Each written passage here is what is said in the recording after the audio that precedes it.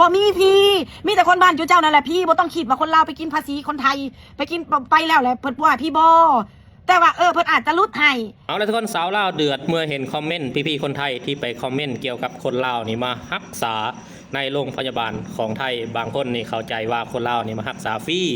บ่ได้เสียค่าใช้จ่ายเฮ็ดให้สาวลาวคนนี้นี่บ่พอใจเพราะว่าเรามาใช้บริการในโรงพยาบาลของไทยทุกเทื่อนี่สิได้เสียเงินเฮ็ดให้เรานี่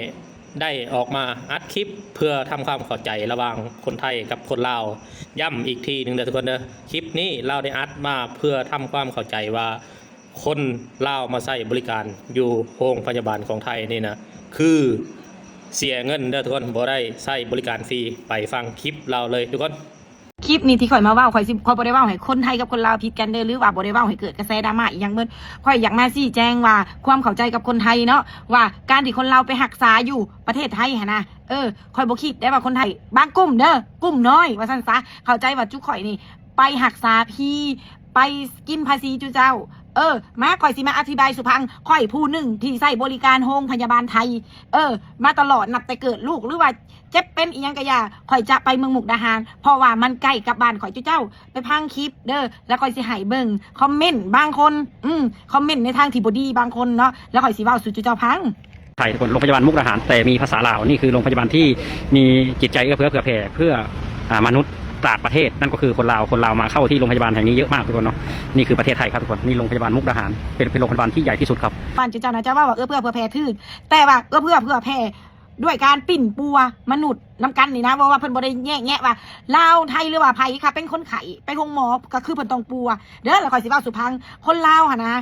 การที่จะไปรักษาอยู่เมืองไทยได้หั่นนะเขาต้องคิดว่าเขามีกำลังทรัพย์ระดับหนึ่งแล้วเขาจึงกล้าไปเขาต้องปรึกษาพี่ปรึกษาน้องอยู่ทางนี้อยู่แล้วถ้าสมมติว่าคือจุข่อยนี่เป็นมะเร็งเคสมะเร็งเอาเคสครอบครัวข่อยนี่เป็นตัวอย่างก็ได้เอาจุข่อยต้องปรึกษากันอยู่แล้วเพราะว่าทุกอย่างมันเป็นค่าใช้จ่ายเบิดไปปัวอยู่เมืองไทยเพื่อสิฮู้ว่าเป็นเสื้อมะเร็งเมิดเงินบักหลายจุข่อยบ่เคยจมเพราะว่าข่อยอยากให้คนข่อยดีเนาะแล้วข่อยสิเว้าสุพังจุข่อยไปหั่นนะบ่แม่นว่าเพิ่นสิเฮ็ดให้โลดใดมันก็เป็นไปตามขั้นตอนทุกอย่างคือก่อนสิฮู้ว่าเป็นเสื้อมะเร็งต้องเข้าอุโมงค์เพื่อกวดในโพรงจมูกนี่ค่าเข้า10,000 กว่าบาทไปมื้อนี้กวดเพิ่นว่าวันที่เท่านั้นเท่านี้เด้อจึงมาเขาอันราคาสำนั้นสำนี้เพิ่นเขียนบินให้โลดจุข่อยก็ต้องมาซอกอยู่ทางนี้และเพื่อฮอดมื้อไปจุข่อยก็จ่ายเต็มอัตราจ้าบ่ได้มีส่วนลดเป็นหยังคนลาวจึงอยากไปบริการเพิ่นดีคือข่อยว่าหั่นแหละเพิ่นบ่ได้แยกว่าอันใดคนลาวอันใดคนไทยบ่อันใดเสียเงินอันใดบ่เสียเงินข่อยยังอิจฉาข่อยไปหั่นนะจุเจ้าข่อยยังอิจฉาคนไทยน้าบ่าวข่อยไปใส่คีโมอยู่เมืองมุกนี่ข่อยสิเว้าให้พังเพื่อสิได้ไปใส่แสงได้ต้องคีโมก่อนเพื่อสิฮู้ว่าเป็นมะเร็งหั่นกับเมิดบักหลายก็บ่แม่นว่าเพิ่นเว้าเพิ่นเขียนก็ตามที่เฮาไปกวดหั่นแหละเพิ่นว่าเข้าสแกนซีสแกนเด้ออัน10,000ไปเพิ่นก็บ่แม่นสิว่าเว้ามื้อนี้แล้วเฮาได้เข้ารถเดี๋ยวนี้บ่เพิ่นก็ต้องว่าเขาสมมุติเอาไปวันที่10วันที่25เด้อคิวว่างมาเข้านะราคาเท่านั้นเท่านี้เจ้าก็เตรียมเงินไปนะจ๊ะไม่มีพีเด้อสิบอกให้พี่น้องคนไทยเห็นคนลาวไปปัวอยู่เมืองไทยน่ะบ่เคยปัวพีแต่เพิ่นอาจจะรุดหนีให้เขาบ่จักแต่ว่าเพิ่นเขียนมาเท่าใดจุข่อยกระจายเว้าแนวนั้นซะแล้วข่อยสิว่าคือเคสมะเร็งนะบ่าวข่อยนี่คีโมเด้อแต่ละเทื่อเท่านั้นเท่านี้เพิ่นต่างชาติต่างหากใดเพิ่นก็หมายคนนี้คนขายต่างชาติเพิ่นก็หมายราคาเท่านี้คนไทยอ่ะข่อยตามที่ข่อยไปเผานาบ่าวข่อยเลยนั่งใกล้กันน่ะเขาบ่ได้เสียผู้บางคนใส่บัตรทองผู้บางคนมีลูกเป็นข้าราชการก็ใส่บัตรลูกบ่ได้เสียค่าใช้จ่ายหยังเราก็ยังถามข่อยห้อมนี่จะเสียเท่าใดทุกเทื่อที่ไปคีโมน่ะบ่มีเงินหมื่นจุข่อยบ่กล้าไปดอกเพราะข่อยบ่ฮู้ว่าราคามันเท่าใดเพิ่นก็สิบอกแล้วแต่ตัวยาว่าอันพยาธิโรคมะเร็งเจ้าเขากับยาตัวใดๆคือสิประมาณนี้แล้วจุเจ้าหลังจากคีโมแล้วเพิ่นก็ส่งไปเมืองอุบลบัดนี้ไปฉายแสง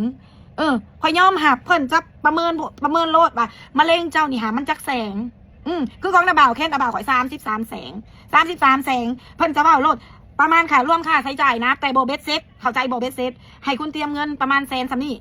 107,000 108,000บ่ได้เว้าเรื่องกินเรื่องอยู่ไปเซาอยู่เด้อข่อยสิเว้าเฉพาะค่าใช้จ่ายในโรงพยาบาลนะ